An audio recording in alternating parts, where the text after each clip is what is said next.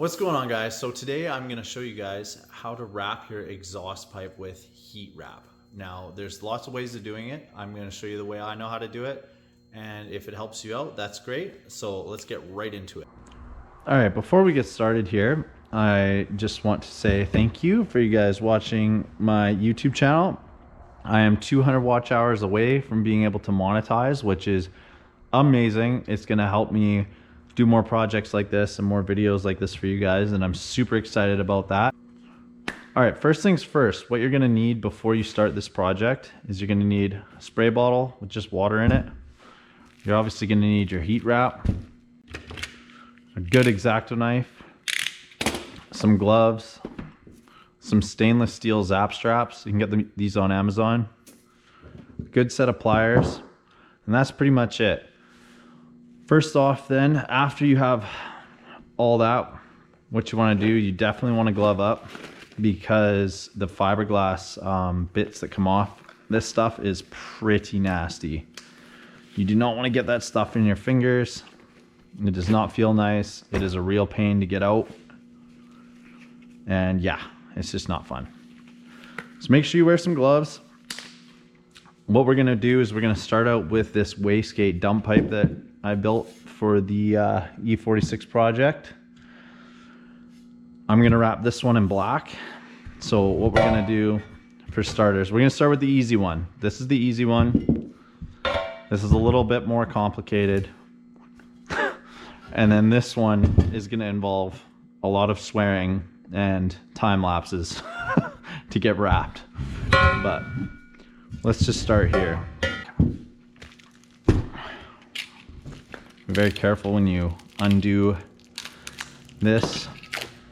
Like I said, I would say wear a mask when you're doing this, just because of the fiberglass dust is not, it isn't very nice. It comes off. And make sure that you don't buy cheap heat wrap.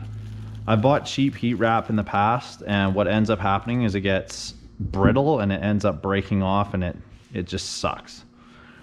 So when we start with this, what we want to do is I'm going to go over here, and you want to put it in a vise to start. That way you got a nice grip on where you're going to start. Unravel a little bit. Get your spray bottle going. And just give it a light mist. You don't need to soak it. If you soak it too much, it actually washes away some of this stuff that's in it that helps it set up and cure properly. So you don't want to do that. You want to lay it down. And when you're overlapping it, you want to do 3/4 overlap. Just like that. Once it gets a little bit moisture going, it should grip pretty well. Once you got your first wrap started, just like that, you want to go ahead and clamp that so that it doesn't move. So once you get your first wrap started, you want to make sure that you have 3/4 overlap going down the pipe.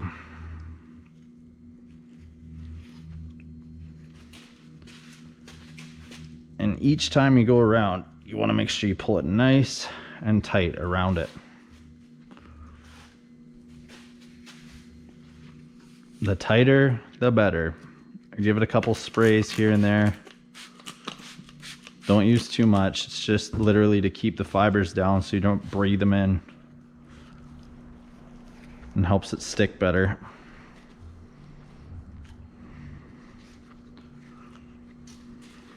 And you just want to go around and around your pipe. Now when you come up to a bracket or something, what you're going to want to do is you're going to want to go around the bracket. Once again, pulling it tight as you go. And then double wrap back around. Just like that. A little more spray. for dust control. And then just carry on. So what you want to do is, as you're working your way down the pipe, make sure you clamp it as you go to hold it in place. And then with these clamps, I just give them a little tap, and that holds the locks in so they don't go anywhere. It's a fairly time consuming process, but if you do it right, you'll save your engine bay from catching fire. Make sure that your last wrap is always tight. See how it's kind of loose here? Make sure you pull that tight. Give it a little tug like that. Around 3/4 overlap. Pull it tight. And then around. You get the gist of it. Make sure this is like 3/4 of the way down here. Just like that. If you start getting too much in your way, just undo it.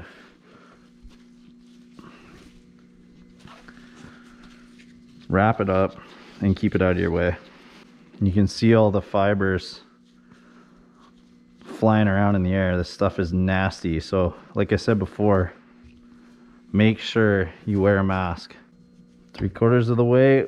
You don't want to go more than 3/4, or yeah, more than 3/4, like half, because then you're just wasting material. And it's unnecessary. If you have a friend or friends, which is kind of rare nowadays, that actually want to help you with a project, get them to spin the pipe for you. Make your life a lot easier. Make sure you pull this tight before you clamp it.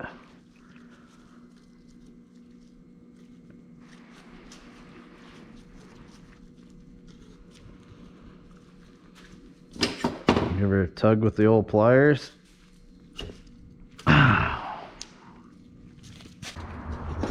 Come over here, and we won't do it in the vise. What we'll do is we'll just string this out nicely. Put some pressure on it. And just roll it. A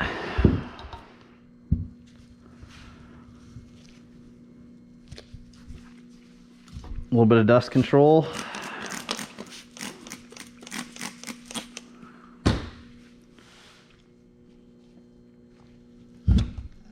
And keep on going. There we go. Now I'm at the end of where I'm gonna strap it off. So cut it. Pull her nice and tight.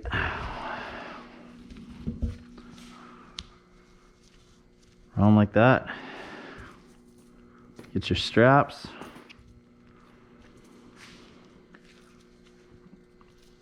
Definitely try and get the proper length straps when you're doing this.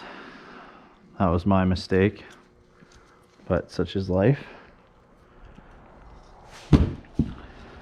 For this one, I'm probably going to put 2, just because it's going to be right at the exit of the bumper, so I want to protect the bumper as best I can from... There's special pliers you can use for this too, but I don't have those, so you make do with what you got. There we go. This one is ready to go into the car. She is good to go.